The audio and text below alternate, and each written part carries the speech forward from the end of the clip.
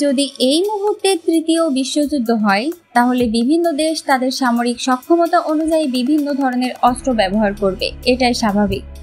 কিন্তু আপনি কি কখনো ভেবে দেখেছেন কোন কোন দেশ কোন ধরনের অস্ত্র ব্যবহার করতে পারে?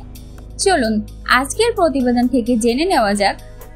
শুরুতেই যুক্তরাষ্ট্রের বিশাল পারমাণবিক অস্ত্র ভান্ডার রয়েছে, যা তারা কৌশলগত বা প্রতিশোধমূলক আঘাত হানতে ব্যবহার করতে পারে। যুক্তরাষ্ট্রের অত্যাধুনিক স্টেলথ বোমার যেমন B2 স্পিরিট এবং ড্রেন যেমন MQ-9 রিপার ব্যবহার করে উচ্চ নির্ভুলতা হামলা করতে পারে। সাইবার যুদ্ধ। যুক্তরাষ্ট্রের শক্তিশালী সাইবার যুদ্ধ ক্ষমতা রয়েছে, যা প্রতিপক্ষের কমান্ড এবং কন্ট্রোল সিস্টেম, বিদ্যুৎ গ্রিড এবং অন্যান্য গুরুত্বপূর্ণ অবকাঠামোতে আঘাত হানতে সক্ষম।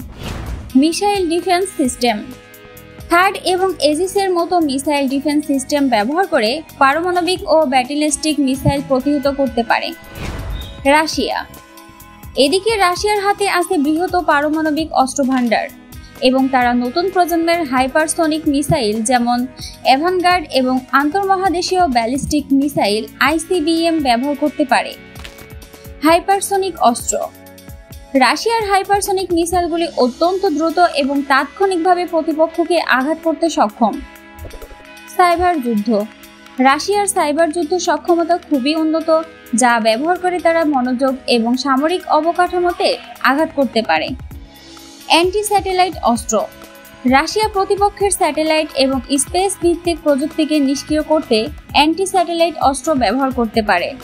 চীন তাদের কৌশলগত পারমাণবিক অস্ত্র ভান্ডার ব্যবহার করতে পারে, বিশেষ করে তাদের DF-41 ICBM এবং JL-3 সাবমেরিন থেকে উৎক্ষেপণযোগ্য মিসাইল।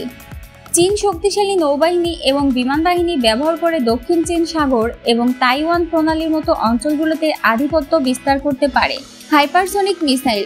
চীন তাদের হাইপারসনিক মিসাইল যেমন DF-GF ব্যবহার করে দ্রুত এবং নির্ভুল আঘাত হানতে সক্ষম। সাইবার এবং স্পেস যুদ্ধ। চীন সাইবার হামলা এবং স্পেস ভিত্তিক যুদ্ধ কৌশল ব্যবহার করতে পারে প্রতিপক্ষের সামরিক এবং সিভিল স্যাটেলাইট সিস্টেমকে বিপর্যস্ত করার জন্য। ইউরোপীয় ইউনিয়ন, বিশেষত যুক্তরাজ্য এবং ফ্রান্স। যুক্তরাজ্য এবং ফ্রান্স উভয়ই পারমাণবিক অস্ত্র শক্তিধর এবং তারা তাদের ক্ষেপণাস্ত্র ব্যবহার করতে পারে। Air power. ইউরোপীয় দেশগুলো, বিশেষত যুক্তরাজ্য এবং ফ্রান্স, তাদের শক্তিশালী বিমান বাহিনী যেমন রাফেল এবং ইউরোফাইটার থিফন ব্যবহার করতে পারে। নৌবাহিনী। যুক্তরাজ্য এবং ফ্রান্সের শক্তিশালী নৌবাহিনী রয়েছে, বিশেষ করে পারমাণবিক সাবমেরিন এবং বিমানবাহী রণতরী, যা সমুদ্রে কৌশলগত হামলা চালাতে সক্ষম। ভারতের পারমাণবিক অস্ত্রশক্তি রয়েছে এবং তারা পাকিস্তান বা চীনের সঙ্গে সরাসরি সংঘাত হলে এটি ব্যবহার করতে পারে। মিসাইল। ভারত তাদের আগ্নেয়াস্ত্র যেমন অগ্নি-V ICBM এবং ব্রাহ্মোস ক্রুজ মিসাইল ব্যবহার করতে পারে। সাইবার স্পেস সক্ষমতা। ভারত ক্রমবর্ধমান সাইবার এবং স্পেস সক্ষমতা তৈরি করেছে, যা ভবিষ্যৎ যুদ্ধে গুরুত্বপূর্ণ ভূমিকা রাখতে পারে।